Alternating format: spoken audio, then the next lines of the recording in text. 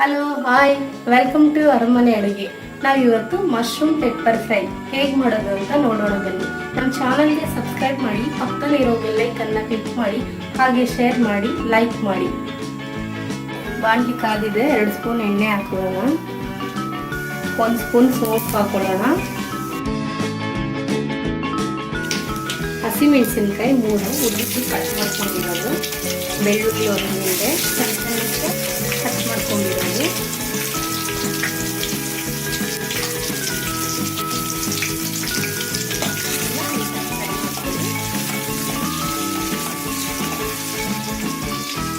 ಈರುಳ್ಳಿ 3 ಸಣ್ಣ ಕಟ್ ಮಾಡ್ಕೊಂಡಿರುವಂಥದ್ದು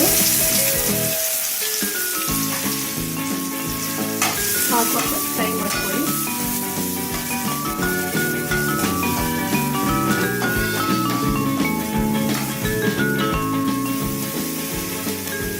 ಸ್ವಲ್ಪ ಉಪ್ಪು ಹಾಕೊಂಡು ಫ್ರೈ ಮಾಡ್ಕೊಳ್ಳಿ.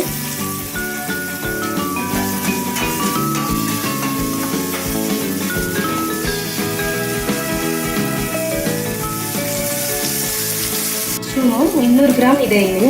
ಇದೆಲ್ಲ ವಾಶ್ ಮಾಡ್ಕೊಂಡಿದ್ದೀನಿ, ಕಟ್ ಮಾಡ್ಕೊಂಡಿರುವಂಥದ್ದು.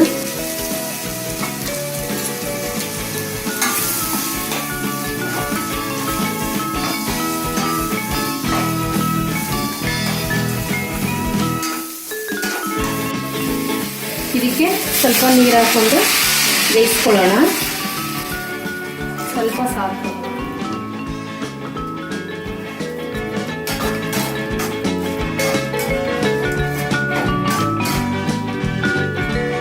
ಮುಚ್ಚಿಟ್ಟು ಬೇಯಿಸ್ಕೊಳ್ಳೋಣ.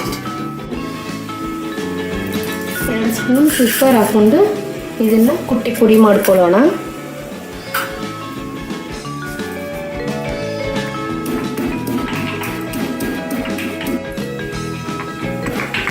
ನೋಡಿ, ಪುಡಿ ಆಗಿದೆ ಪೆಪ್ಪರು.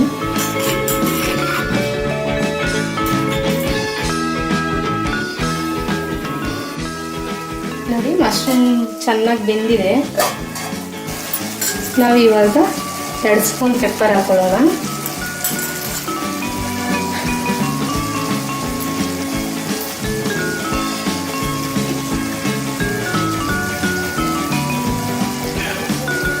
ಕೊತ್ತಂಬರಿ ಸ್ವಲ್ಪ, ರುಚಿಗೆ ತಕ್ಕಷ್ಟು ಉಪ್ಪು.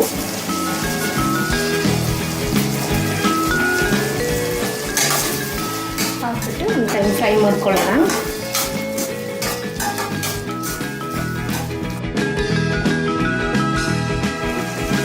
ಇನ್ನೊಂದು ಸ್ವಲ್ಪ ಮುಚ್ಚಿಟ್ಟು ಕುಕ್ ಮಾಡ್ಕೊಳ್ಳೋಣ.